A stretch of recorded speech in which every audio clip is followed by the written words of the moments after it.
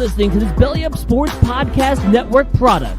Some said we go belly up, so we made it our name, and we're still here.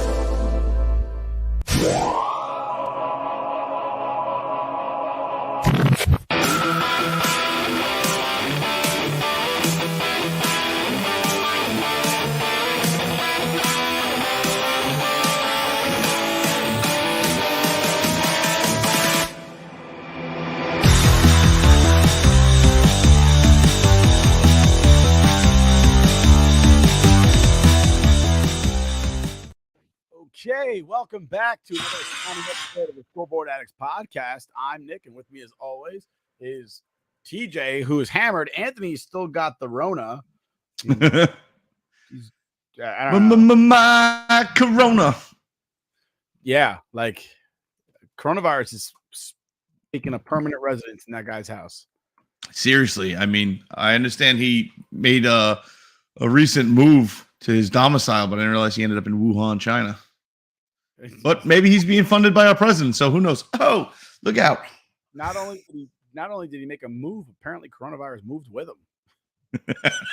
He brought it back to the nation of China. If ever, like coronavirus is like having a resurgence, specifically in his house. It reminds me of all those WWE things back in the day, like in your house. That's pretty much Rook's In Rook's house. In Rook's house. Oh no, this is in Rook's house. On Sunday, 9 p.m. Coronavirus live in Rook's house. Sunday. Live at Rook's house. Coronavirus. The Rock. Coronavirus in your house. Oh, dear God. Well, at least he's doing well. That's the good news. He's doing well. His family's doing well. So we get to make fun of him for it. Yeah. If he was like struggling right now, we couldn't make fun of him. But he's doing fine. I would say he's doing just fine. Yeah. He's all right. He'll live. He will live. I don't know. So speaking of doing fine, Nick. Speaking of doing absolutely fine, was that your house phone ringing? Right? Do you still have a house phone? Yeah, I use it for that was my house phone. Yeah, weird, right? What do you use it for? Those 900 numbers at night? I use it for what's it called? Profiling purposes. I got it. Gotcha. I mean, I would have liked it if you would have answered it live on camera. Maybe it would have been Rook, like, what's your favorite scary movie? No, it would have been somebody asking me. It really would have been somebody asking me like, "Hey, what is your property in Florida for sale?" I'm glad I have you. I'm watching you. I need to tell you, you need a new car warranty. It's like, oh, son of a bitch. Got me again. So Matt from our sister show, The Wrestling Addicts, he just sent me a text saying, "You're kind of low." My response is going to be, "You're just really high." Which, when talking about Matt, I'm not necessarily wrong, you know? Like, definitely not. I actually cranked up my volume on my headset, so I thought it was just me. I guess it isn't. I'm cranking up some stuff around here. I mean, I don't know. Did it get any louder in the last minutes? I don't know. Ask Matt. Matt, is it louder? Matt, watch Nick crank it and see if that works for you. Matt said he's not wrong about him being really high. Or about him watching you crank it. Matt said, yeah, it's better now. Thank you, Matt. Always a valued customer. Couple things. Because I don't, I sometimes I gotta bring it up. Even though TJ hates when I bring these things up.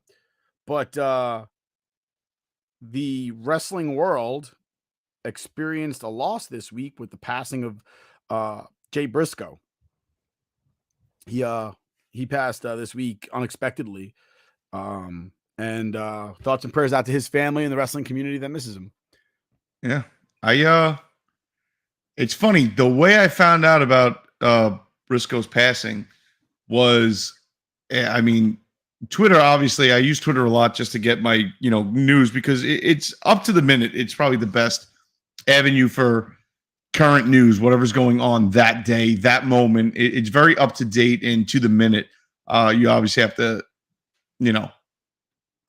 sort through some crap because there's a lot of nonsense on Twitter. But the weird thing is about Briscoe's passing was the things that came up in my Twitter feed were all just people bashing him. Like, the guy just died and you take that opportunity to bash him. Like, one dude said, like, somebody tell white people they're not allowed to use rest in power. Like, okay. That's the way you want to go. I mean, listen, if you have nothing better to do in life than to just throw erroneous things out there and make it racial, good for you. You're an idiot. And then somebody else is like, dude, he's a bigot, misogynist, blah, blah, blah, blah, blah. Good riddance. It's like, seriously. It's a ridiculousness I don't like, but I'll never say, like, I'll never sit there while people are mourning you and then try to jump in and be like, haha, good riddance. Now you're worm food. Like, it doesn't matter how much I dislike you. Like, unless you did something personally to my family, you know what I mean? Try to hurt somebody in my family. There would never be animosity to somebody that I may not agree with or have, some kind of dislike towards. Never in a million years would I then try to go out there and put something that negative out there to, obviously, there's fans, family, friends mourning this person. Like, they're seeing that. Yeah. Like, you're a piece of crap. That's hard. The other thing is, like, with wrestling specifically, more often than not, you don't really know that person. Like, their image that you thought you knew, like, you'll see an athlete on TV and they're a jerk on TV. Right. But more often than not, and sometimes, honestly, an athlete, if they're a jerk on TV, they're more often than not, they're a jerk in life. Whereas wrestling couldn't be more opposite. Like, oh, absolutely. Like, from what I'm told, like, Shawn Michaels, whenever you went to go meet him someplace in the 90s, he's a great guy. But that's not who Shawn Michaels was. Ask anybody that worked with him. In the 90s, he was not a good dude. And I love Shawn Michaels, but let's be real. Call a spade a spade. He was a jerk. He was a real jerk. He tried to hurt people. And the funny thing is, and the ones when I was a kid especially, the wrestlers I enjoyed meeting the most were the wrestlers that stayed in character. But in a way where you knew, like, you're getting your money's worth out of me. I'm not being a dick.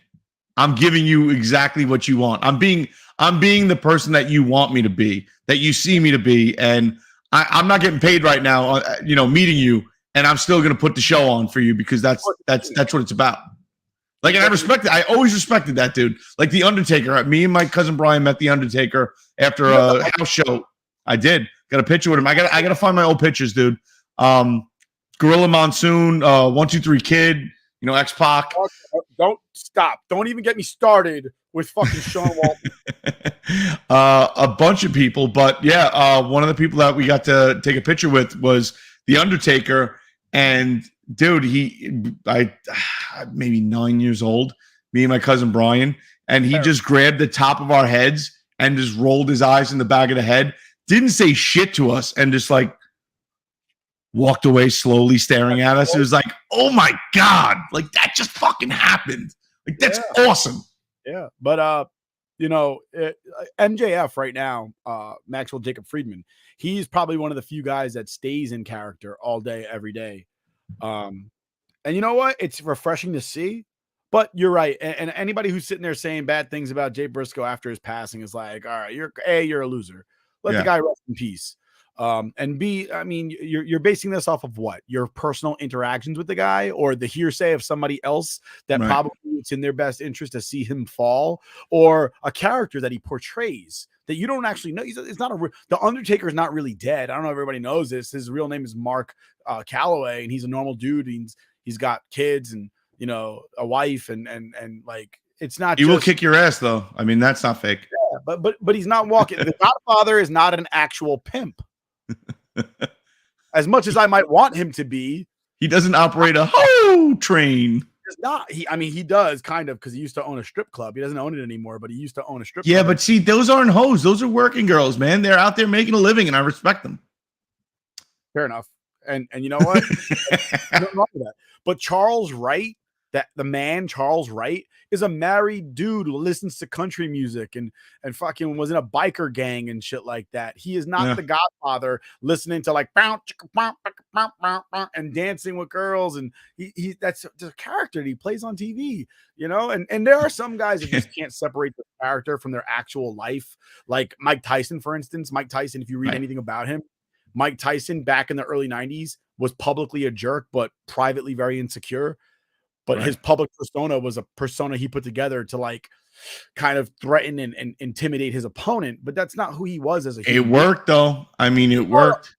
But it hurt him too, because when of course, and it leaked into his regular life. I mean, but I think the best example is Kane. Kane isn't an elected official.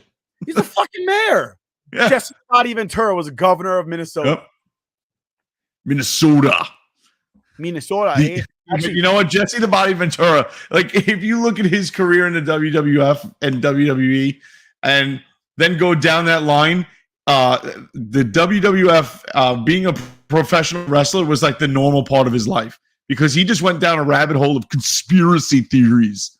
They're putting it in the water. Dude, awesome. I used to love watching his show.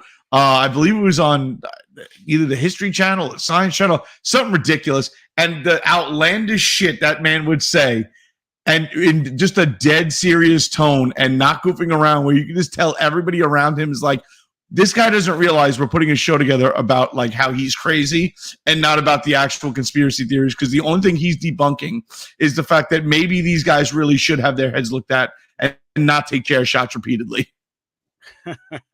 So honestly, I lost a lot of respect for Jesse Ventura. You know, when he went after Chris Kyle, when he went after Chris Kyle's wife, like it's one thing for you to have a beef publicly with Chris Kyle. Once Chris Kyle died, right? Once he died, drop the lawsuit. Like he's dead. Supposedly what ended up happening, at least the last that I read and what I've seen him address, is essentially he wanted to disprove what Chris Kyle said about him. I believe he said that he punched him in the face, that Jesse the Body was kind of like ragging on the flag at a soldier's funeral, and they got into an altercation, and Chris Kyle said he punched him in the face, and Jesse the Body Ventura kind of... If I remember right, it wasn't at a soldier's funeral. They were at a bar after a funeral. Right.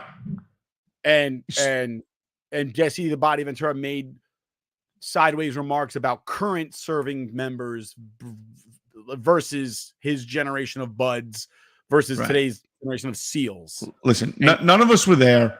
None of us know. And I mean, a lawsuit is frivolous because if you don't have proof one way or the other, I mean, the only person that has to actually prove it would be Chris Kyle, and he wasn't even there to represent himself. So Jesse the Body eventually won that lawsuit, but he never, I believe, he never took any damages from that. He never actually cashed any, took anything from that lawsuit because he kind of came out and said, the last thing I want to do is take money from a service member, that passed away or his family. But he essentially, the point that he pursued it was to prove that he wasn't full of shit. You know what, though? He is full of shit, though, because ask our friend Rook, if you can ever get him on the show, they still had to pay the lawyer. They still had to, Kyle's widow still had to pay a lawyer. Right. So like oh, good, nice for you. You didn't take the money, but you made them spend a shit ton of money. Yeah, listen, it was a shitty situation. I mean, I can't sit here and say who's right, who's wrong. The only thing I could do is fully support Chris Kyle and his family and his wife. Right now, Jesse the Body Ventura, once Chris Kyle died, Jesse the Body Ventura was wrong. It definitely seems that way. Dude, it's like the mafia. It's one thing to kill the guy, don't go after his family. Leave his family be. He's gone already. What benefit? All it did was make him look bad. Right. Even if he would have made the money, he'd have been a rich asshole with money that everybody hated, especially in the veterans. He has money. Oh yeah, listen, I think that guy definitely got knocked down several pegs because of that situation. I mean, but again, we don't know what happened. We don't know what's true or not. The only thing I can do is sit here and offer support for Chris Kyle's family, and I mean everything that man did. Just a legend. A legend. He had to do a reality show about conspiracy theories. That's how far he fell from being governor of Minnesota. Like Minnesota's not cold. It's a conspiracy. It's actually a beach town. It's like Steven Seagal. Like how far has he Steven fallen? Seagal, dude. You remember like being a kid in the 90s, right? And obviously Steven Seagal's heyday was the mid to late 80s into the beginning of the 90s. So we still caught like a lot of those TNT movies, on the weekend or something like that, or TBS, a Steven Seagal flick. And it was like he was still in his heyday of like an action superstar for the time, and that kind of category or parody of that category of action superstar. And then like just as the years went on, Steven Seagal is just a parody of himself at this point. Like he's just, you know what I mean? Like he's kind of like how everybody goofed on Elvis towards the end of Elvis's life, walking around saying he's an 8th degree black belt and just like on stage and shit and shooting TVs or whatever in Vegas. Like Steven Seagal became that times 10, but never had the times 10 star magnitude like Elvis did. Like Elvis could get away with that shit. If Elvis walked into my house right now and was like, what's up? I'm going to kick you in the face. I'd be like, all right, King, you got to do what you got to do, man. If Steven Seagal did that shit, I'd be like, dude, get the fuck out of here. At the end of the day, Elvis is still called the king. He is the king. I don't think Steven Seagal was ever the king of anything. No, not at all. But he did have that TV show Lawman where he was like, he's showing like cops that are much younger and much better shape. Like, this is how you take down a suspect. You want to grab him by the ear and look, immediately incapacitate. He goes right down. And they're just like, can we get this fucking guy away from us, please? He's going to get us hurt. He shot you 3 times. Look, he ineffective. I can block the bullets with this hand right here. Even though I've heard multiple people say and vouch for him that Steven Seagal is a master of Aikido, it's just essentially it's Aikido. So you take it for what it's worth. Aikido's You're not going out there like, taking guns off people. Like, I'm going to put a stop to this. He's dead. Aikido is the most deadly martial art, except that everybody's against using it to kill. So nobody's proven that it's actually in fact deadly. It's like having a car in water, but I can't show you because the government will come get me. Runs on water, man. I got it. It runs on water, man. All right, but we've gone down a rabbit hole. Here we go. Let's just. I thought we were going to start talking about Krav Maga. Little dance fighting. That's not Krav Maga. Krav Maga is Israeli, like. You're right. What's dance fighting? You're thinking of Eddie Gordo doing friggin'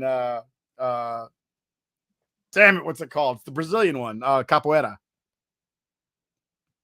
Well, good call. Good call. Good call. Hit it. Come on. I tried to. I don't know what's going on right now. Oh my God. We're delayed. Developmentally, especially.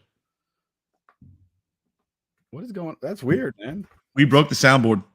Apparently. Now I'm a little bit concerned about its welfare. You know what? Is my software? That's not good. Well, while Nick figures that out, we'll go down the rabbit hole of excellence and sports news. First and foremost, I guess I'll take the helm with this one. Live Golf gets a TV sponsor, essentially a TV contract deal. Live Golf will now be on the CW. Listen, I get it. I get it. CW is where essentially DC shows go to die and get all high schooly, but it's still the CW is a very reputable network. Live Golf will be on Saturdays and Sundays on CW. So right there to compete with the PGA Tour, whether it's, on CBS or NBC or whoever happens to be carrying it at the time. But it's good to see that, not that I had a problem. I had no issue watching it on YouTube. A lot of people complained about watching it on YouTube as if, I guess if you don't have a smart TV, but almost everybody's TV in their house in America right now can stream YouTube in 4K. Oftentimes it's much better. Because I know what I have from BIOS isn't true 4K. I can stream true 4K through YouTube. So I had no problem watching Live Golf on YouTube, but they got their contract deal through CW, so you'll be able to watch it a lot easier on your television and follow along. I love what they're doing. I love the strides that they're making. I love how they're still here after a year and kind of disproving all the haters and all the PGA bandwagon guys who wanted to see this thing collapse and fold. I'm a big proponent of more golf is always better for golf. So there you go. You got it up and running. There it is. Sorry. So I'm excited. I'm happy to watch it on TV, and I look forward to this season. Hopefully, they have another tournament in our area. They didn't finish releasing the entire schedule yet, I don't believe. So maybe we'll get lucky and find something in the tri-state area to go attend again, because that was an epic time. Yeah, that's a big deal. The Live Golf, and you know what? The CW hasn't had live sports in quite a while. I think the last time they had live sports was baseball. They had either the Mets or the Yankees for a little bit. Right. So it's nice to see that they got a contract back and they're going to get some live sports. I just think it's weird to see golf on any channel but like 4 and 2, maybe 7 a little bit. No, listen, I agree with you. I mean, I watch most of my golf on the Golf Channel. If you don't catch it live, so if I'm not, I happen to not be watching Channel 2 or Channel 4. Like this year during the football season, wasn't watching much golf because it's coincided with football. We're watching football, but catching replays during the week or even after the fact, just to watch highlights. I was watching the Golf Channel, but it's always good to have that option to be able to watch it on TV. Did you see what they're doing with Fridays? Is Friday still going to be live streamed on YouTube? I didn't see. Nobody really addressed it in the articles I read. No, I didn't catch that. You know what I think? I think hockey. Not hockey. Wow, I'm staring at the Rangers for a split second. But golf's an old man sport, and in like Channel 2 and Channel 4 are old man channels. Like CW is supposed to be like the young, like Fox and the CW is supposed to be like young people channels, like just based on the television that they're trying to show you. You know what I mean? Like that's not true though. That's not true. They just announced for the spring lineup Murder, She Wrote, starring Drake. His name's not Drake. It's Wheelchair Jimmy. And I don't know. My soundboard just told me good call. It's just play the call now. Well, I mean, listen, it's not actually Drake. It's just Drake voicing over Angela Lansbury. So should be good. Did Angela Lansbury just die? Did she? I think no. So. That had to be years ago. Oh, I'm sorry. That was Barbara Walters. My bad. Barbara Walters is. Not all old white people are the same, Nick. Angela Lansbury's still alive, dude. Is she? She was in this movie I just saw the other day. She's no way. Onion. Was she? Oh, my bad. Angela Lansbury died in October. Ah, come on, man. You get my hopes up. She's in The Glass Onion, though. But to say Mrs. Potts is still kicking. I'm pretty sure she's in The Glass Onion because I just watched The Glass Onion the other day, and I was like, "Is that Angela Lansbury playing?" I heard of Blue Goats. I heard that movie sucked. It was good. Yeah, compared to Knives Out, everybody was like, "It sucks" compared to Knives Out. I mean, like, come on, man. That's. I mean, Knives Out was great. The only thing I didn't like about The Glass Onion is that the characters are not likable. Like, there's no character where you're like, I like this character. Gotcha. Most of the characters are like, they all seem like shitty people. So, I mean, for me at least, that's one of those things. And I finally figured out what the issue is here. I don't know what's going on with that. Denied. There it is. Starting to get it. Here we go. But yeah, I'm pretty sure Angela Lansbury was in like the first 5 minutes of it. Of The Glass. So, yeah, good luck replacing her, Wheelchair Jimmy. I've been watching a lot of Degrassi lately, as we discussed last. I'm telling you right now, in 6 months, if they fucking do a Drake Murder, She Wrote, I'm suing somebody, and I'm going to put Rook to work. Not that he has anything better to do. He doesn't come on our own show, but he's going to start taking this. He's going to start being offended, and I don't mean he's not allowed to be offended. I don't mean like Matt when Matt's offended. I mean like really offended. Matt still owes us a chip. Yeah. But the moving forward for other sports, so golf's all set. Live Golf's now on the CW. It just sounds weird to say out loud. It is odd. But you know what? We also have the Netflix show, the golf about the PGA Tour, and then kind of right in their mouths, they had to deal with the introduction of Live Golf and setting that whole drama up. And many of the players that they contracted to do this Netflix show ended up moving over to Live Golf. So I'm very excited to watch that. That's coming up in February. So that's going to be absolutely awesome and set up the golf season perfectly, I think. Yeah. Moving on to I guess the NFL season. It's the as they call it, the coaching carousel, right? Yeah, big time. A lot of changes are going on right now. A lot of offensive coordinators getting fired. So what do you think about the LaFleur situation and Elijah Moore essentially getting people reporting that he went up to LaFleur and told him that he straight out sucked? Yeah, he said, "Go fuck yourself," and you suck. In the middle of practice, screamed it at him. Now listen, I don't. It might be true. Listen, it might be true. You can't do that. That is not allowed. Well, so here's my deal, right? Like, even if that's how you feel and you can speak your mind, I guess that's if you're talking about being able to speak your mind. I think there's more mature ways to handle it because you're an adult, and going up to your boss and saying "go fuck yourself" at any other job in the world will get you fired. Oh, big time.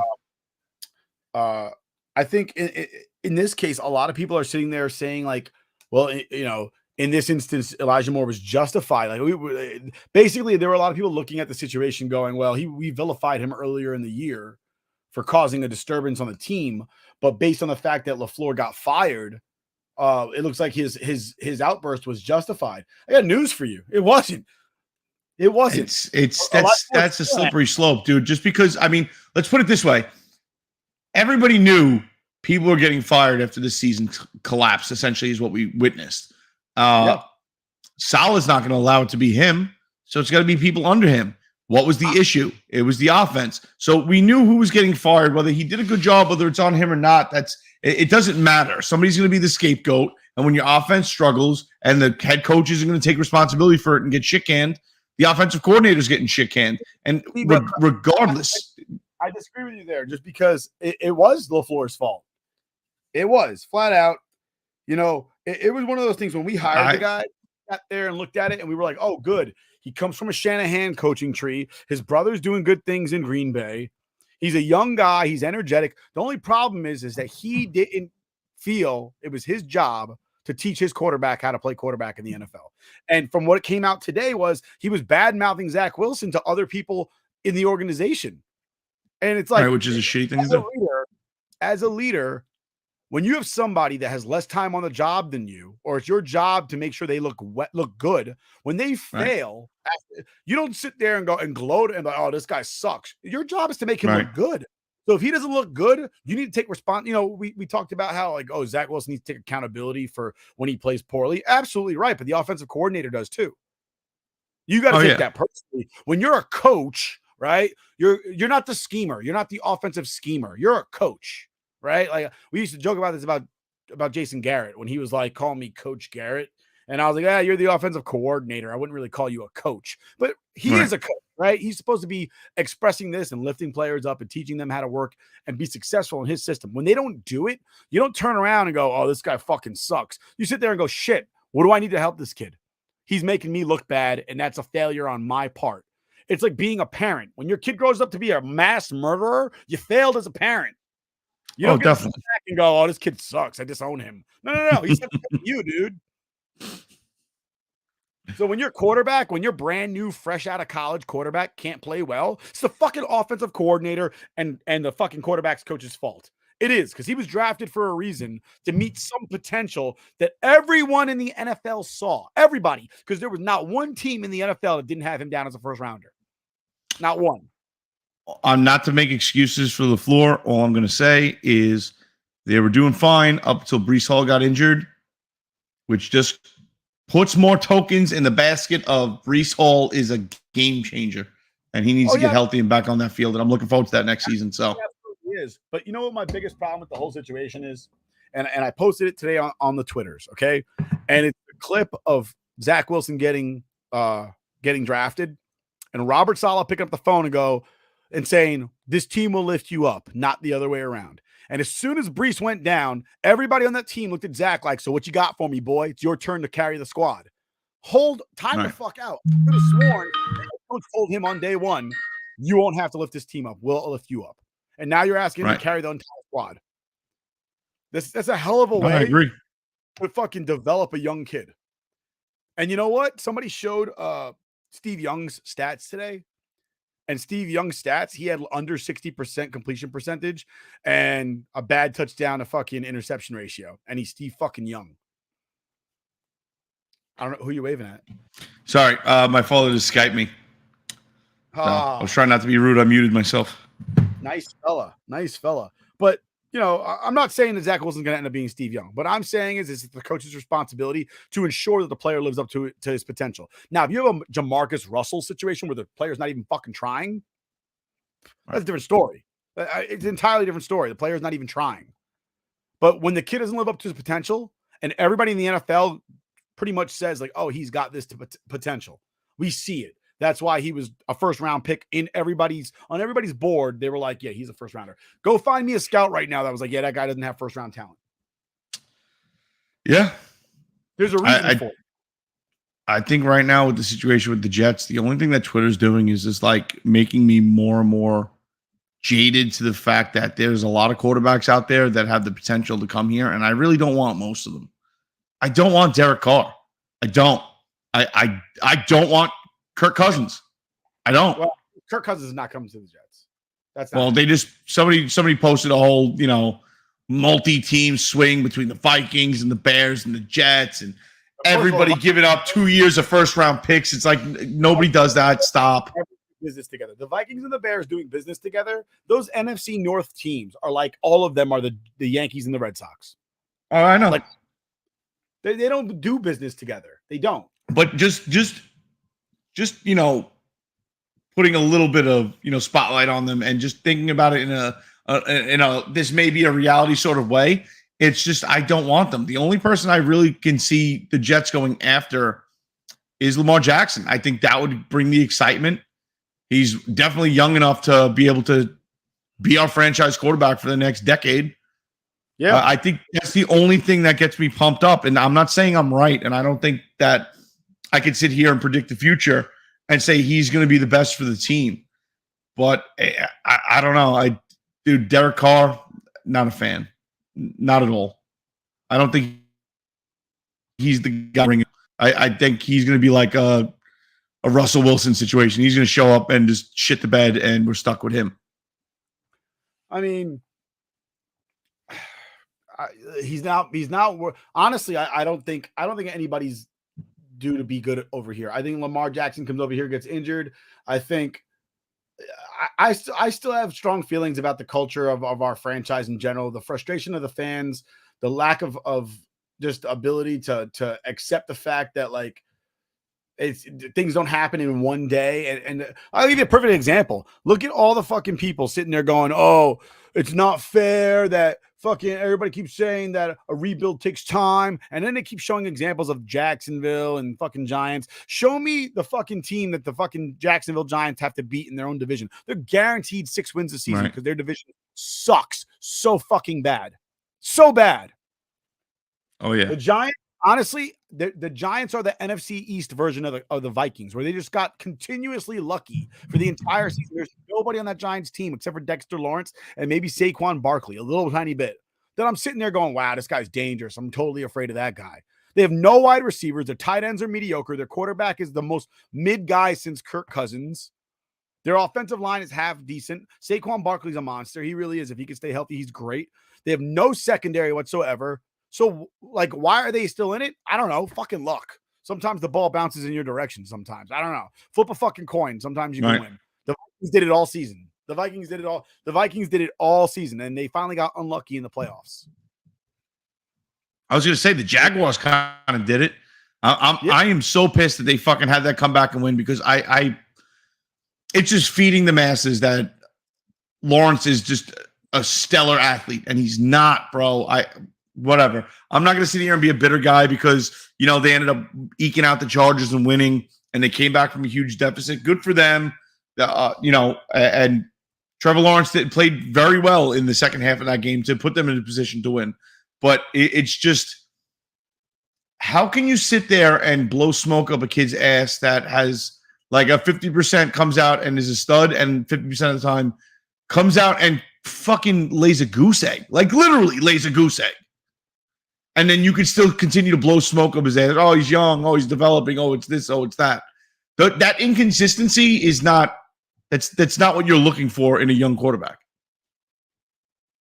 Yeah, You know, the jury's still out on everybody until they take their last snap, right? Because look at Geno Smith. He had a solid, hell of a fucking season. He really did. So I'm not a person that's going to sit here and say, oh, this guy's garbage forever. I'm not going to say that. I don't think that's true about anybody until they take their last snap and you're like, all right, that guy, like Vernon Gholston, he's garbage forever. He took his last snap. There is no turning it around. Look at Frankie fucking Louvu, who was a special teamer for us, and he's a star on Carolina right now. Yep. Just add him to the list of linebackers that we give away for nothing. Yep. You know, add him to the Jonathan Vilmas and the fucking Demario Davises and the James Farriers that go to other teams and become Pro Bowlers. And we're still sitting here going, fuck, I wish we had a better linebacker core. Yeah. So, I mean, I guess take with that what you will. Maybe we think twice about getting rid of somebody like Quan Alexander and or Quincy Williams before they go to somebody else's team and become fucking all-stars over there. But the jury's still out on all of these young kids. Again, until they take their last snap, we don't know who the fuck they're going to be. The day they take their last snap, then we can sit there and be like, oh, yeah, that guy was garbage. But, you know, again, Geno Smith fucking played like 7 years in the NFL. Nothing to write home about. This season he comes in and he's a fucking stud. I would say he's solid. Definitely solid. Not a stud, but solid. Right, I take him on the Jets. Stud compared to what he played like his entire career up until this season. Well, I mean, stud in the sense that he's starting for a lot of teams that don't have a starter. Dependable, reliable, solid quarterback, little to no mistakes, and huge upside. I mean, other than the fact that it took him this long to accomplish that in the NFL, but who's to say what the time period it takes a good quarterback to develop? And that's the question, I guess, right? I mean, right now, Justin Fields is cheeks, but you never know. In fucking 5 years, when his legs don't work anymore, he might learn how to throw a football. But, yeah, I mean, a lot of offensive coordinators got fired. Ravens have an opening. They fired Greg Roman, which is weird because he got their quarterback a MVP, but apparently this year was the straw that broke the camel's back. I believe the Commanders fired their offensive coordinator. The Jets fired their offensive coordinator. The Patriots fired their offensive coordinator. The Rams fired their offensive coordinator. Now, so here's my problem, right? When you're an offensive coordinator under an offensive-minded coach and the offense isn't doing it, I'm blaming the coach. The head coach is at fault. I mean, you're an offensive coach. Like the Jets, when they had Rex Ryan, did they ever have a bad defense? Right now, with the Jets, with Robert Saleh, who's a defensive-minded coach, do they have a bad defense? Nope. They went from like 30th in the league, 31st in the league last year, whatever it was. They're top 10 defense, if not top 5 right now. Yeah. How'd that happen? I agree. Especially with all the new pieces that they put in rookies, putting them in situations. Brand new cornerbacks this season. 2 brand new safeties because Joyner didn't play last year and Whitehead was on the Bucks. Right? A new outside line, a new linebacker with Quan Alexander. Their defensive line was solid. They kept the same guys from the defensive line. Yeah. For the most part, the rest of that defense was brand new. Brand new. Not to say that they don't have the potential to play good. I'm saying it's hard to hop into a new system and adapt so very quickly. And God bless them. Saleh and Ulbrich did a hell of a job. Yeah, definitely. So listen, season's over. I mean, I think for the Jets, as far as the Jets are concerned, I think we had higher than average expectations going in. Me and you both said we thought they were going to go over on the over-under, which was like a five wins. 5.5, I think. 5.5. So, I mean, if you told me that they were going to have what did we end up with? 7 wins this year? So if you told me at the beginning of the year we're going to end up with 7 wins and not tell me how the season played out, I'd accept it. No problem. I say, all right, pretty average team, but I think I looked at it. I said we can get 7 or 8 wins this year. Yeah. But I think it was the fact that we got the wins early and we showed promise and the rookies were just stellar. I mean, how many weeks in a row was a Jets rookie the player of the week? And offense, defense, everything. It was tremendous, dude. And it got our hopes up. You're not wrong, but the whole rookie of the week thing, other than getting nominated, I think getting nominated is a bigger deal than getting the actual award. The actual award is a popularity. There's No, more I get it. or anything else. But the fact that to get nominated, you have to have a pretty fucking good game. Yeah. And it's just, I think that we hyped ourselves up early and, we didn't appreciate the ending to our season. But I mean, we have a lot of great things to, bank on and build on coming from this last year. Our quarterback is our issue. And whether we're going to train them up right and get them in a position to win for us, or we're going to go try to pick up a veteran, the core of our team is solid. And I think the under-over for next year's got to be 6.5, 7, if not higher, because I think the Jets are going to step into next season with, a lot more, what's the word I'm looking for? Experience going forward. And if we can hone in on the issue we had at quarterback and get an offensive coordinator in here that can work with what he has and turn them into winners and not expect them to be winners on their own, I think we'll be in pretty damn good shape. Well, I mean, you scheme toward what you got, not what you want. We say it in the military all the time. You go to war with the army you have, not the army you want. And I feel like LaFleur just couldn't do that. He was like, listen, I need a player that does this. Yeah, well, I need a coordinator that can work with what I have because this is what I got. So figure it out. That's your job as a coach. When you're a peewee coach, you don't sit there and go, well, I can't win a game right now unless I have a stud fucking quarterback. You don't have a fucking they're kids. You don't have that. And people go, well, this is the NFL. You're right. But in the NFL, you can't have everything you want. This isn't fucking baseball where you could just buy every player. If that was the case, NBA, Giants would fucking buy every fucking player and no other team would ever win. Yep. The Jets, Giants, and Cowboys would run the fucking NFL if you could just buy every player. Yeah.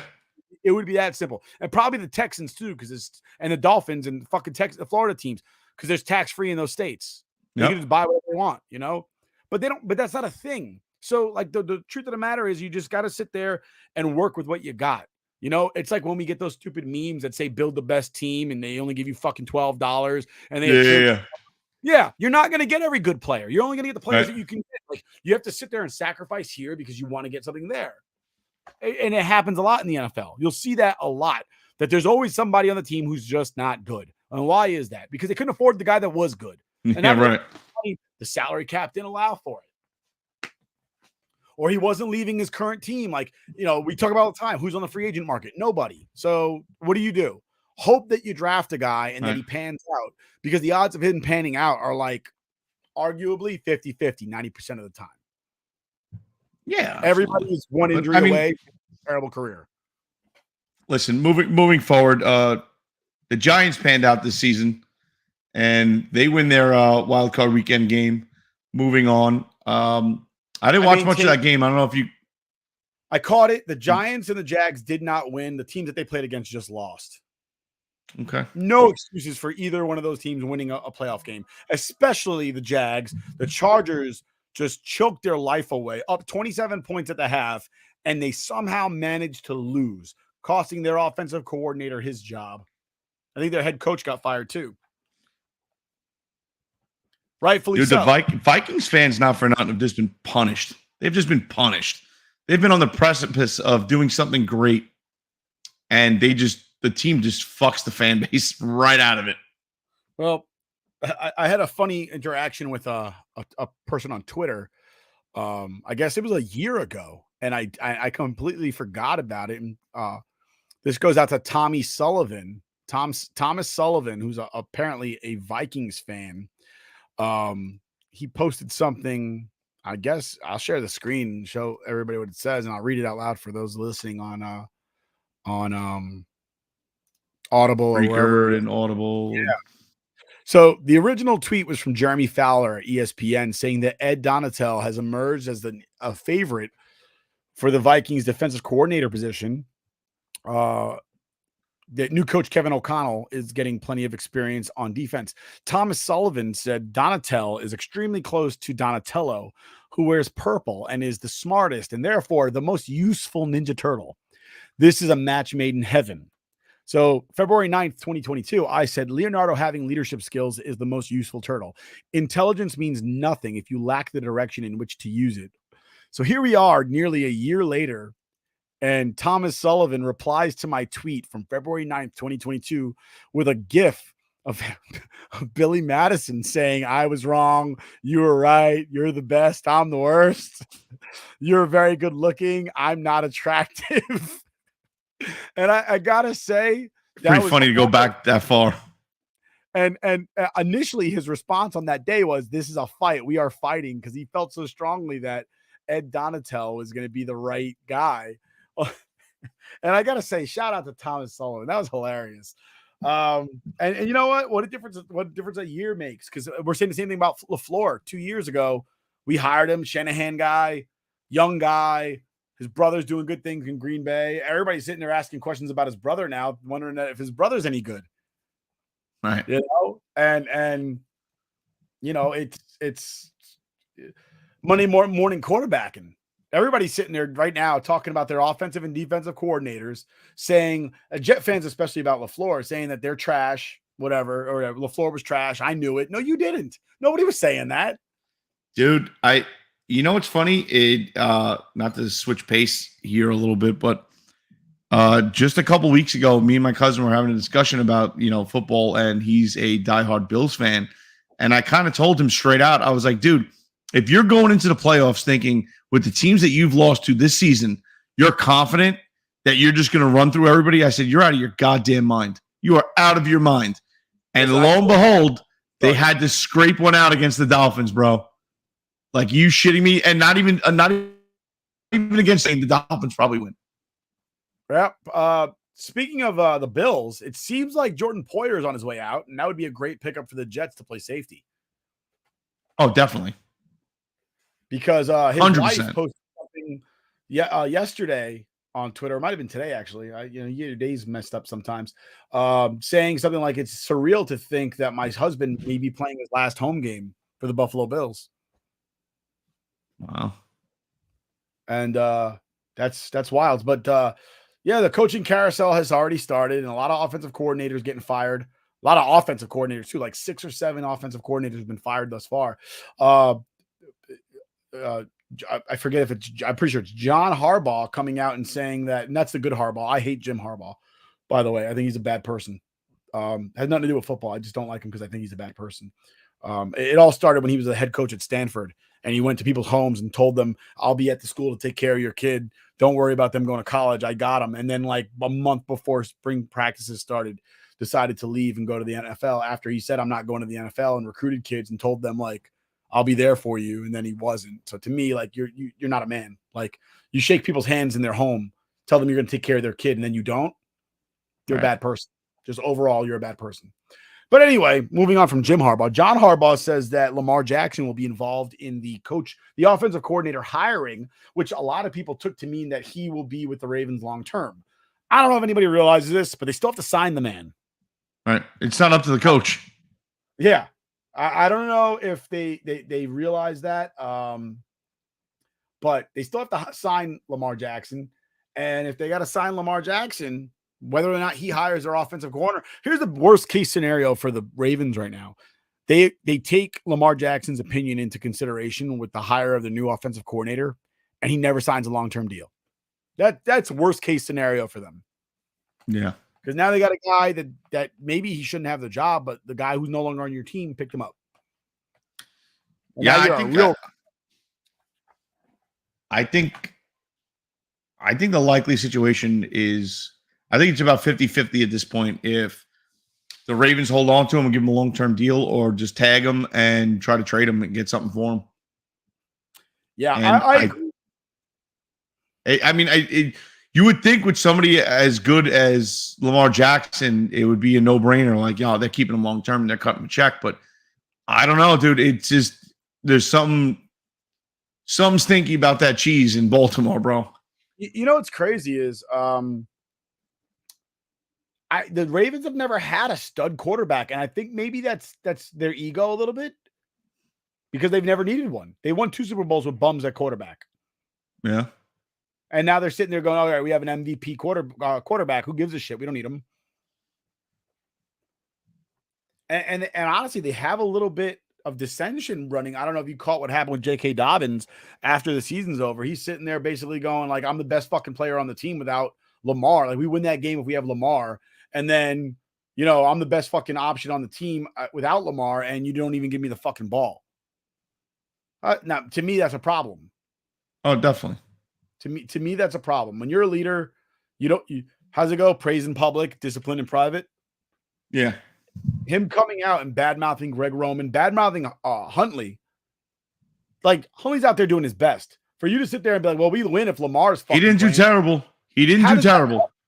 Like, how does that help your teammate? Like, and you know what? Somebody that we're friends with on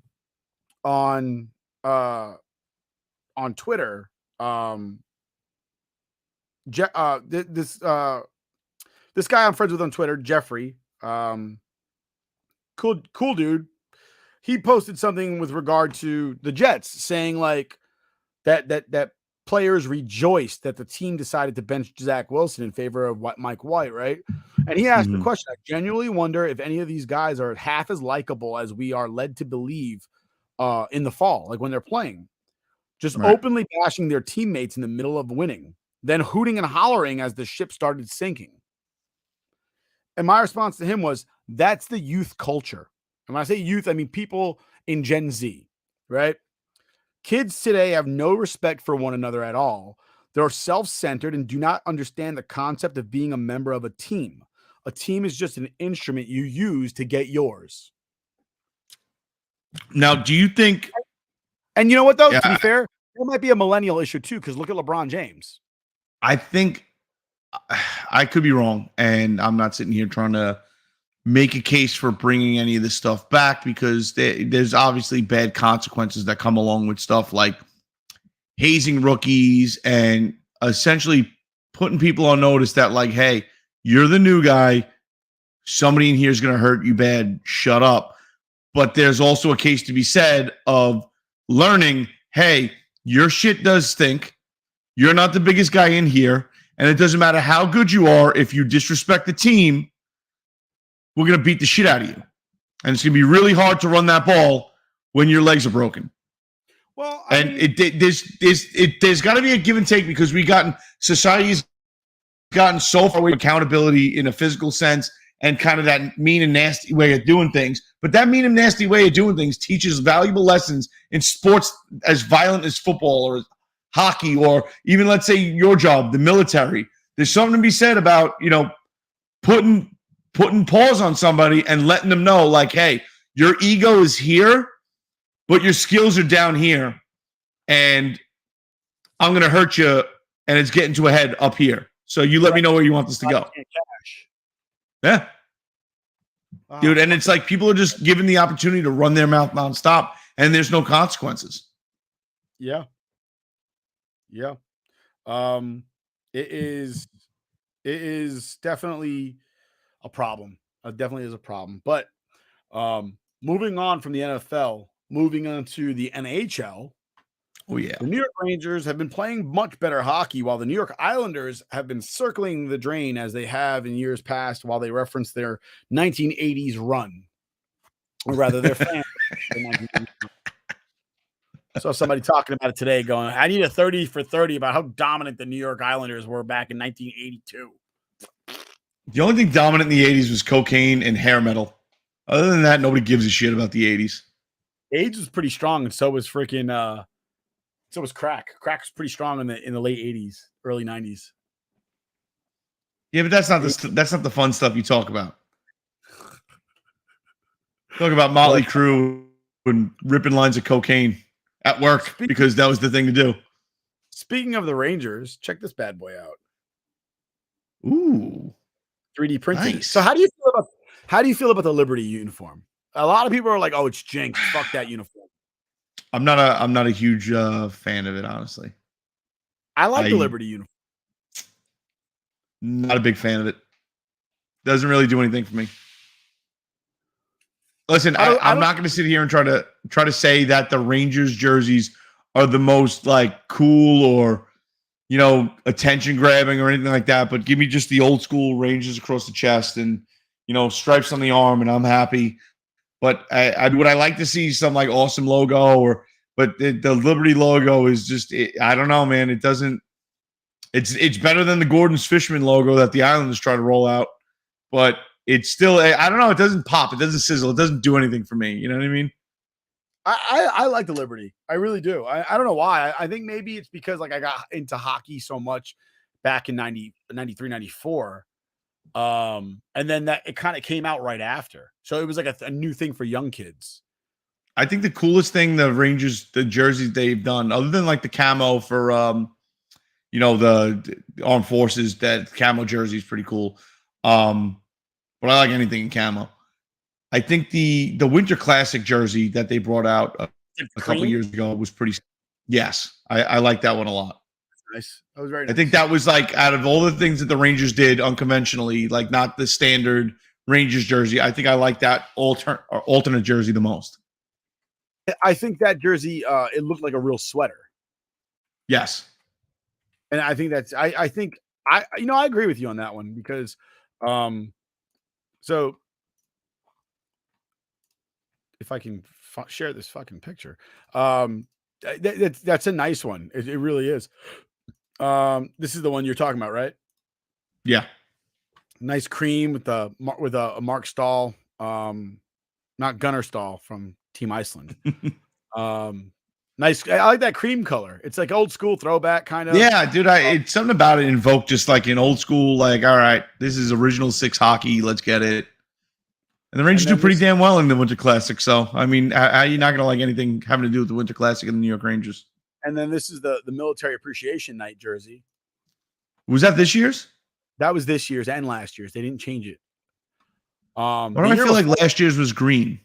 It was. Or was that 2 years ago? 2 years ago it was green, and I have that one. Okay. And it had a different service. Yeah. It had like every player had a different service, branch of service on the front of it. So like I have a Panarin one. Actually it looks like this one. It looks like, if I can get the damn thing up. I think yeah, there you go. Looks like that. Mm-hmm. It was a dark green. But if you got like a player's name, it was it had the players, like it had a branch logo, or not logo, but it said like Army on the front next to like to the right underneath the Adidas logo on the front. It said Army. That's cool. But the dark green was hard to see. Yeah, there was no contrast in that jersey. I still liked it. And like OD green, but very dark. Yeah.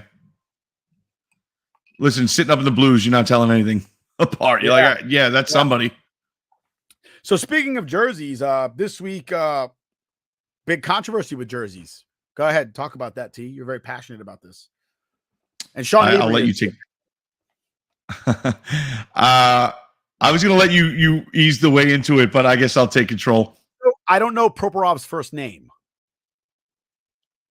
It's not Sergey. Was that going to be your go-to? Before we go that further. Can you pull up the tweet that I shared or on? I can try. 1 second. So before we get any further, right? My heart and I'm a little upset this week. My girlfriend's aunt passed away this week, and I'm sorry for your loss. Janet was a beautiful woman and just such a welcoming person. She's the type of person like you meet her. I mean, I'm with my girlfriend for almost 2 years now, and the first time I met her, I said, "It's nice to meet you, ma'am," and she goes, "No, Aunt Janet. I'm Aunt Janet." Oh, that's beautiful. You know, like just a warm-spirited person. She passed away, unfortunately, this week, but she was surrounded by loved ones, and she wasn't in any pain when she went. And I think that's all that we can ask for in this world. But we're sitting down, my girlfriend and I, we're sitting downstairs watching the Ranger game earlier before we started the show, and we're talking, and I look at her and I go, "So what do you think she's doing right now?" And she goes, "What do you mean?" I'm like, "She's probably up there telling St. Peter to call her Aunt Janet." And she goes, "No, she's probably meeting up with the rest of the family that's already up there." I was like, "Yeah," asking them what, where's the best place to eat up there. And as we're watching, Igor makes an amazing stop in the net. Amazing stop. And I go, see, that was Aunt Janet. She was Angels on the Ice. And she goes, yeah. My girlfriend goes, yeah, she's standing behind Gorbachev. And I go, Gorbachev. I go, who? Tear down this wall. She goes, not Gorbachev. What's the goalie's name? I go, Shesterkin. She's thinking Gorgiev from last season. I go, Gorbachev, close enough. The leader of the Soviet Union. She started slamming her shoe down on the podium. Well, I'm sorry for Meredith and your loss. That's terrible, dude. Yeah. But may she rest in peace. Yeah, like I said, sad that she's gone, but I'm happy to say I knew her, to say the very least. Like, Absolutely.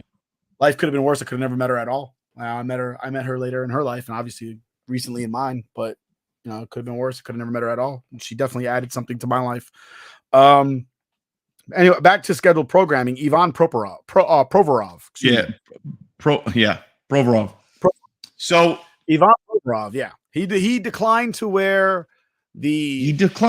his Pride warm-up jersey, LGBTQ and 57 other letters that are in there. I mean, they make it so damn hard to figure out what they're going with because everybody wants to be individualistic yet be part of a group. It doesn't make sense. But he refused to wear his Pride warm-up jersey essentially because he's Orthodox Russian and said that it goes against his religion. When they interviewed him about it, he said exactly what you'd expect somebody to say. Not against anybody that's gay or, different from him. And he has nothing but respect for them, but it goes against what he believes and how he was raised. And he didn't feel the need to support it. I don't feel like there's anything wrong with that whatsoever. So did he say support it or promote it? I believe it's promote it. Because there's a big difference. I can support you all I want without promoting what you're doing. Right. So exactly. Because don't get me wrong. Could not care less if you're gay, bisexual, lesbian, or whatever you want to be. Tie a belt around your neck and have somebody walk you like a dog. Go for it. I don't care. You're not my problem. Autoerotic asphyxiation, because I know. No. Do whatever you want. You're an adult. You're doing whatever you're going to do with other, adults. Have fun. Hey, whatever makes you happy in life, hurting somebody or yourself, go for it. And I support your right to do that. But that doesn't mean I have to promote your way of life. There's nothing that says I have to promote you or what you're doing versus I'm a bigot if I don't. Dude, live your life. Whatever you want to do, marry whoever you want, 100%. Go for it. It doesn't mean, if my job told me on a week-to-week basis I had to wear an LGBTQ rainbow T-shirt, that I'd be like, oh yeah, sure, I'm definitely doing that. No, I would never wear a rainbow T-shirt regardless of what it stands for. I'm not wearing a rainbow T-shirt. You know what I mean? It's not going to happen. You can tell me wear a unicorn shirt. I'm not doing that either. I'm not going to do something that I feel I don't necessarily have to do. But adding that connotation to it, and obviously the reason why they're having this fight, if it goes against his morals or his religion or anything like that, he can choose to not participate in it. And people are getting very upset that he's just not going with the status quo, and he's the problem because he's the 1% that had the balls to say yeah, I'm not cool with this. Because if you think every single player in the NHL is cool with that or doesn't have some sort of problem or some sort of phobia towards anything other than, a heterosexual relationship, you're out of your mind. And I'm not saying that makes them right or wrong, but people are allowed to be individuals and have their own opinions or beliefs. You don't have to support them in their beliefs and opinions, but they have every right to have them the same way you do. So to go after somebody that very, very eloquently said, hey, listen, I don't want to take anything away from them. It's just not my cup of tea. Nothing against them. I don't have a problem with them, but it's just not something I'm gonna promote. He didn't go out there wearing his regular warm-up. And he didn't go out there and say, I'm not supporting this openly. What happened was he didn't come out for warmups. And they asked Tortorella. They made an issue out of it. And they made an issue out of it. Because they're sitting there saying, oh, well, he's taking away from the Pride Night by making an issue. He wasn't making an issue. He just didn't come out for warmups. Right. Like you're making it an issue because you want to create drama. Because you want to make the media wants to do it, and so does everybody else pushing this woke agenda. Okay, and that's what it is. It's an agenda. If you think that anybody in that locker room is going to games and going to a stadium and outright being a gay bashing nut job, that's not what happens. People are going to the arena focusing on hockey, and I doubt very much anybody's talking about their sexual inclinations in the locker room. That's just not what they're focused on. It's still a place of business, okay? But the media is making it out to be an agenda-driven thing where they can drum up drama over it. And since woke is the new norm and the thing to do, trying to get somebody jammed up because all they want to do is show up and play hockey and have no affiliation with anything to do with anything other than hockey. What's wrong with that? Here's my problem for me as a minority, at least. If anybody who is a minority Jet fan thinks, no, but anybody who's a minority thinks that these organizations, the NHL, the NFL, the MLB, the NBA, FIFA, whomever else, if you think that they actually give a shit about supporting you as a minority, you're high as a fucking kite. High. Like, I go to the military appreciation night game for the Rangers most years. I try to, at least, because I want to grab me a jersey most years. If they change the jersey, I want to get the military appreciation jersey. They don't give a shit about me in the military. They do not care. Do not. Because you know what? If they really cared, they'd sit there and go, oh, you have a military ID? Here's a free hat just for you because you're in the military. We support you. But they're not willing to cost themselves money. And people will sit there and go, oh, well, they'll give you a discount. You're right. They will give me a discount because I will buy more. Right. I will buy more. They know it. They know it. If I go to Latin night, which I don't, because I know, again, all it is a ploy to get you to buy a fucking jersey that says Los Rangers. That's it. They want you to come to 6 games, and they hope that you show up on Latin night. They play a little salsa music for you and pretend like they're honoring fucking Boone Nieves, so that you'll go to a second and third game and pay more money. That's all they give a shit about. They do not care about anybody but the end of the year when they look at their fucking stubs to see how far in the black they are. If it was a little bit more, then it was fucking worth it. But they could not give a shit less about fucking cancer research. And I'm not talking about the players. I'm talking about the league, and I'm talking about the teams. They don't give a shit. I'll give you a perfect example, right? I work for the United States Army. Every year, the fucking NFL has a military appreciation month in November, okay? And somehow, some way, they still made the National Guard pay them money to honor veterans during games as advertising.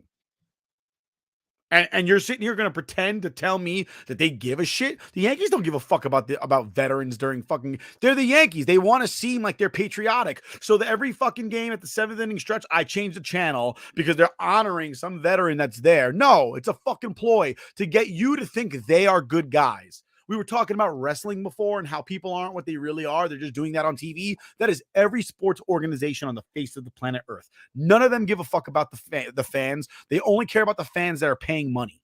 That's the only fan that they care about. If you're a fan that doesn't spend $1 on the franchise, they could not give a shit less about you. And you know how I know this? Because when you're a fan and you try to talk to the owner, he ignores you unless you're a shareholder. You're not a shareholder? What you have to say. Now, if there's 100,000 of you, now he'll listen because 100,000 people will fill his stadium. Right. Now he cares. But if 10 people walked up to him and they were like, this is really fucked up, he'd be like, I don't give a fuck. Go complain to somebody else while I count my money. Yeah. So, like, all this bullshit over a LGBTQ night, as if these people really think that the NHL gives... If you think as a minority that the NHL, the NFL, the NBA, that FIFA or the MLB give a fuck about you and your cause, you're either stupid or you're on drugs. One or the other. They do not. On top of the fact that if you think that the LGBTQ community is the draw, the majority of the draw that the NHL has, you're also out of your mind. You know, that's not, I'll be honest. But no, my point is that if fans unanimously said, which they kind of did because Provorov's jersey is sold out right now on Fanatics. So, I mean, the fans are kind of making a statement right there with that. You're going to have a lot of people that aren't Flyer fans rocking his jersey for a long time, especially the rest of this season. And this is on the heels of the NHL putting out a PR thing that, I mean, he made it all the way to the governor of Florida's desk, DeSantis, because they put out a PR thing saying, hey, the NHL is hiring, and if you're Black, Latino, gay, lesbian, bisexual, trans, anything but a white man, everything but a white guy, please come down and put your resume in for a job. Like, and even DeSantis is like, you realize that by discriminating against one group, you're doing the exact thing that you're trying to be woke against. Like, that's racist, that's bigoted, that's a problem. You're a problem. You can't fucking do that shit. There's laws against that for a reason.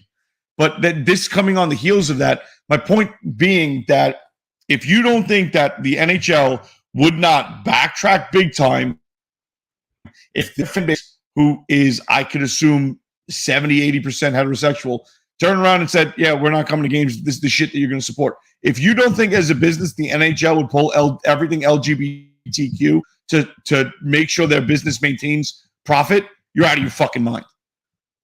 Yeah, you're honestly, out of your mind. The whole thing, all of it, all of the Latin nights and the fucking, it's all. Latin night's a great ploy for white guys like myself to pick up fine Latin women like I have upstairs, married to 11 years. That's what that shit's about. It's like, oh, hell yeah. It's all just to try to create to take advantage of that niche market. So, for instance, the LGBTQ community, right? Niche? Say again? Niche? Niche, yeah. The whole point of that is not to sit there and placate or support people. It's to sit there and go, okay, for that gay guy that's not a fan yet, I want him to be a fan of my team. And that's how I'm gonna get and that's how I'm gonna get him. Dude, how about and I mean, we ragged on them big time when the Islanders went to Brooklyn for those couple of years in that god awful stadium. And all these hipsters are fucking walking around in sandals with socks in the middle of the winter and riding bicycles everywhere on city streets, rocking a friggin' a Brooklyn, Islanders jersey with the B on it and stuff like that, and the Brooklyn Nets jersey and stuff. None of them are fans. They're just hipsters like, oh, this is the trendy thing to do because we're Brooklyn, and anything Brooklyn on it. It could be a pile of shit with Brooklyn stamped in it. They'll buy it. Yeah. They're not fans, but you don't give a shit because they're buying your merch. And that's what it comes down to, is like they're buying the merch. That's all they want. They don't care about anything else. They just want them to buy the merch. You're a ploy to sell. That's it. And if you take it any other way, you're out of your mind. I'll tell you right now, me as a minority, I know that when they're having Veterans Night, they don't really give a shit about veterans. They just want me to buy the jersey, and I will. But you know what? But the good thing about stuff like that is if the fans feel that they want to come out and support that, then that's a great thing. That's a great thing to show up and show for, regardless of the business of the sport is concerned. Well, I think it's good for the fans when the fans can come out and represent themselves. But as far as like the organization, I know the organization has a game whether or not they're representing anybody. Oh yeah. And what's crazy to me is like one of the most outspoken former NFL or NHL, former NHL players that's most outspoken about supporting Provorov is Sean Avery, who was like the NHL's original gay guy. He's not gay by any stretch of the imagination, but he was like everybody that's an NHL fan was like, oh, clearly he's gay because he likes fashion. Right. And he's always been an outstanding supporter of the LGBTQ community, but he's also a supporter of people having their own fucking opinion. Yeah. And very much against people going after sloppy seconds. There's nothing wrong with that. My dad gave me a good lesson when I was younger. My dad told me about when he joined the Marines. Now, my dad served for 34 years in the Army and the Marine Corps. He did 20 years in the Marines and 14 years in the Army. In the reserve capacity, deployed to Desert Storm, Operation Iraqi Freedom, all that stuff. He told me when he enlisted, he was leaving someplace. His recruiter took him to lunch somewhere in Manhattan. And as he was leaving the place that they ate lunch at, he saw a whole bunch of people saw people giving out pamphlets supporting communism. And my dad got pissed off because you got to remember, this is the height of the Cold War. America is super anti-communism, which it still should be to this day. But more so then, right? We have Rocky IV. My dad joined in 79. So communism is the red enemy. And it's more prevalent of people thinking communism might be good. And then other people being like, I'll punch you in the face for saying something so stupid. Right. And my father is like, yo, I'm going to go beat the shit out of that guy. And his recruiter looked at him and said, listen, dude, you defend his right to believe what he believes now. You're a Marine now. You're going to be a Marine now. You protect his rights, him too, to think the way he wants to think. For you to sit there and assault him or accost him or whatever because of his own freedoms to believe whatever he believes, you're violating everything that you've just sworn to defend. Right. The Constitution of the United States, the First Amendment of which it says you have a right to freedom of speech and freedom of religion and press, and that all that goes along with that belief system. Right. And Sean Avery's come out and been like, yo, listen, if Provorov doesn't want to support it, that's his fucking prerogative. He has his own brain. He's free to use it. Like, why does everybody have to sit there? The only reason you have you have the right to sit there and say like, oh, let's have a fucking pride night is because of the First Amendment. And then you get mad when somebody uses it against your thought. Correct. And I'm not confused about the First Amendment. I know that the First Amendment only protects you against the tyranny of the government. I get that. The rest of the world is free to think that you're an asshole. But to sit there and try to ruin people's lives because they have a different opinion than you, that's fucking ridiculous. Just ignore it. Society at this point. I would tell people to do what my father did that day, what my father and his recruiter did that day. Drive the fuck on with your life and go get lunch someplace else. You don't have to stop. You don't have to stop. It's a Gen Z thing.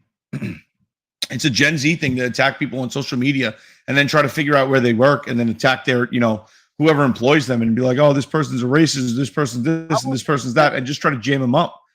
It's not just a Gen Z thing. It's a millennial. It is though, because think about it. Even before all this, millennial that's doing it. Yeah, but if up until the height of the social media platform bullshit, right? If somebody was like, yo, I'm going to walk into your job right now and get you fired, you'd knock them the fuck out. And then they think twice about it because why? You don't fuck with somebody's family and be able to put money on the food on the table.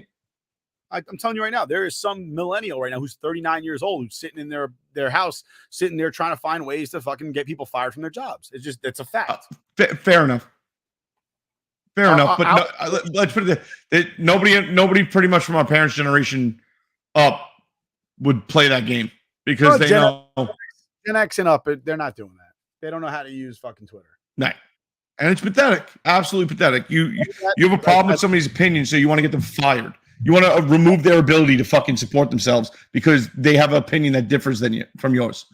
I only know that because I follow Shawn Michaels on Twitter, and he barely ever tweets. He's Gen X. If anybody's Gen X, it's the founder of Degeneration X. It's a fact. But yeah, I mean, good for Provorov. Again, listen, whether you support whatever or not, like, you can be respectful without being like, yeah, it's totally cool and promoting it. You can also support without promoting. Right. Oh, like, hey, like, I'll give you a perfect example. On the list of the top 100 Hispanic players, whoever the dude that worked for the New York Times is, decided to leave off Ted Williams and Reggie Jackson. Now, for those who don't know, Ted Williams is half Mexican, and Reggie Jackson is Puerto Rican, to the effect that his middle name is Martinez, which is his mother's maiden name. And his wife is Mexican. So Reggie speaks fluent Spanish and embraces his Hispanic heritage. And he's very much about that. And when they asked the author of that article in the New York Times, the top 100, or it might have been top 50 Hispanic players, why he left off two of the greatest baseball players who ever lived in Reggie Jackson and Ted Williams, he said, they don't represent what I consider to be a Hispanic player. Basically saying that they didn't wave the flag all over the whole free world. And by that, they are not Hispanic. Now, just because they don't promote the fact that they're Hispanic, probably because at the time it was probably better for Reggie to be black in his youth than it was to be Hispanic. Because you got to figure he played baseball in the 70s. He was young in the 50s. In the 50s, and I'll give you a perfect example. My family, if you're not in New York City and you tell somebody you're Puerto Rican, they'll ask you what kind of Mexican you are. and you have to explain that you're not. And they're like, that doesn't make sense. All right. That doesn't make sense. And Ted Williams, Terrible. we're talking about even further back. Ted Williams fought in World War II, mind you. Yep. We're talking about he grew up in the teens. Being Mexican probably wasn't a good look for him either, but that's where he learned to play baseball in Southern California and Northern Mexico. And to sit there and say, well, he never spoke about being Mexican. Well, I mean, it was probably in his best interest not to, or else he may not be playing for the Boston Red Sox. Well, we know how accepting Boston is for minorities. In 2022, let alone in 1940. But point being is that just because they didn't promote their heritage doesn't mean they're not proud of their heritage. It just means that they didn't find it necessary to take a fucking Puerto Rican or a Mexican flag and wave it around the whole world to let the whole fucking world know this is what I am. Well, because the truth of the matter is, the point is, the point is, you can't change your heritage. It doesn't make them less of that heritage. That's like you saying, well, you know what, TJ, I didn't include you in, my favorite friends that are right-handed because you don't really represent a right-handed person. As I'm writing something right-handed, it's like, wait, what? How does that make sense? You bat switch-handed, switch hitter, so clearly you don't count. You're not really right-handed, but to top off everything, I found this just scrolling on Twitter, and I think it's apropos. A child's guide to online political discussion. Everyone I don't like is Hitler. Pretty much. Dude, but that's these people's tact. It's like, nope, I don't agree with you. So you're one of these words that I can call you to try to end the conversation, because if I say you're a racist or a bigot or, a Nazi or white supremacist, you lose automatically. And it's like, okay, has nothing to do with it. The Rangers are still better than your team, and it has nothing to do with me being fucking Nazi or white supremacist or fucking bigot or from New York. It has to do with fact. Sorry, even though the Rangers are losing. I looked at the TV, looked at Keandre Miller, and he has talked about recently about a lot of racism that he's experienced playing hockey. But that's not all he is. He doesn't really talk about any of that very much. He keeps it. I don't like to compare anybody to Jackie Robinson, but in hockey, the few black guys that play hockey, right? They kind of are very similar to Jackie Robinson in the sense that they're very, like, you can look on another team and make eye contact with maybe the one black guy on that team and be like, I know, dude. I know. Like, it's you and me. It's funny though. And again, I think regionally might be different, but there was no, like, you would think that playing hockey and it being a predominantly, white sport, you notice those things, but playing PB hockey and all the way through high school hockey, I didn't really notice. But then again, I'm from New York City, and I mean, who's the minority and who's the majority? It's a fucking melting pot of mixed races and religions and all that stuff. But I could definitely see if you're coming from some, province in Canada where you're like probably the only black dude in the entire town, because and I'm not trying to be funny here, but legitimately look up the racial statistics in Canada and let me know I'm lying, because I watched Nebraska Junior High, and it's the most diverse place in the world. Not a fucking chance in the world. I've seen so many different cultures in Degrassi. It's not even not a chance in the world. That's the representative of everything that's going on in Canada. Biggest bullshit ever. But okay. I can definitely see that there definitely being something weird about, like, oh, dude, you sure this is the sport you're playing? And you know what, though? But it would be like sitting there saying that Keandre Miller's not black anymore. Because he plays hockey? Well, not only that, but because he doesn't stand on a corner every day and air his grievances about playing hockey and being black. Because he doesn't. Right. First of all, I love Keandre Miller. Absolutely. I love Keandre Miller. He's a fucking outstanding. The stud. Top notch. Up here. Like, yep. Up here. And quietly up here. Oh, right? Yeah. Humble dude. I love Keandre Miller. Perfect play. Like, as far as I'm concerned, perfect Ranger. Quiet, does his job effectively. He's moved his way into my heart. Like, I love Keandre Miller. as a player, and he's as a professional, he's shown so much. But to sit there and try to say, oh, he's not out there fucking rabble rousing oh, he's not black because he's playing hockey. Like, get the fuck out of here. Like, I was watching I've been telling you, I've been watching the Stone Cold Sessions or the Skull Crusher sessions with Stone Cold Steve Austin. Broken Skull Sessions with Stone Cold Steve Austin. He had the Godfather on. Nice. And Godfather's telling a story where Godfather loves country music. Nothing wrong with that. Good dude. And he's in a car with Yokozuna, and he's like, listening to country music, and Yoko's into rap, and he goes, bro, he cranks some music, he pulled the tape set out of the tape deck, throws it out the window, and he goes, you know you're black, right? Like, imagine being like, oh, you can't listen to this music because you're black. Like, right. Why? Because I'm not listening to friggin' whatever, like, I gotta listen to Darius Rucker? Like, right. As if stereotyping one way is okay, but the other way it's not. It's like, no, it's all fucking wrong, assholes. Yeah, you can't share this with us, or you can't like this thing. Like, come on now. Yeah, but fun fact, I mean, Keandre Miller very quietly was a couple weeks ago. He was doing the Garden of Dreams Foundation and like the Garden reaching out to inner city kids. They did a whole hockey camp in Harlem where they went and were on the ice with the kids and giving out equipment and stuff like that because. Essentially, if you don't know hockey, if you've never played hockey, you've never had a child that played hockey, hockey is expensive as shit. Yep.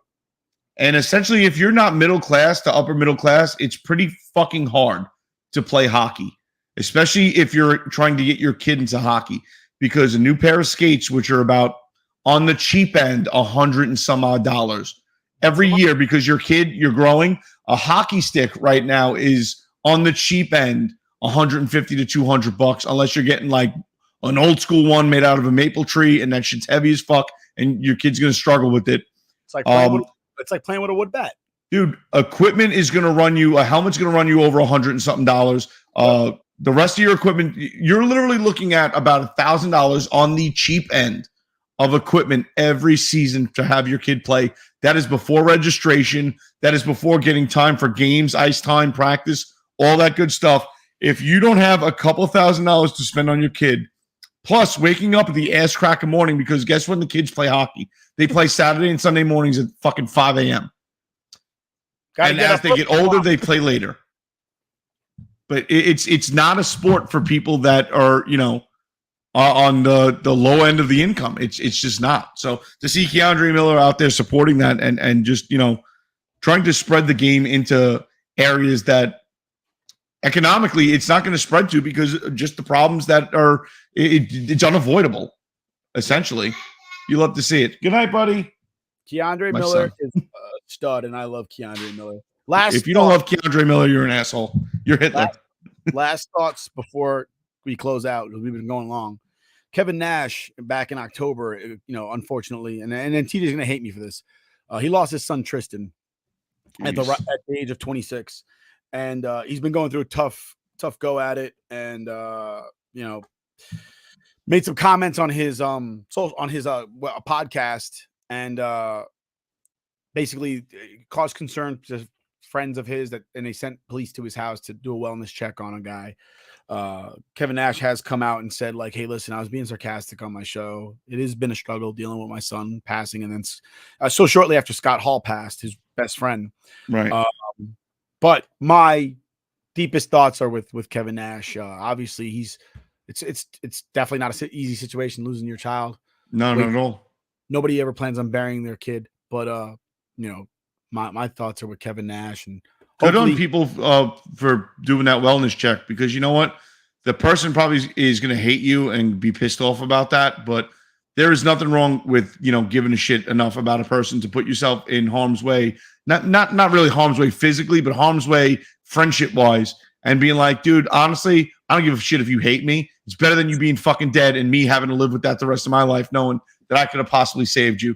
So if you think anybody is putting themselves in a situation where they may hurt themselves or anything like that, like, in all seriousness, there is nothing wrong with, I'm not saying call the cops on somebody, but maybe let their family know, hey, how is so-and-so? Because he doesn't seem like he's having the best time right now, and I want to make sure everything's cool.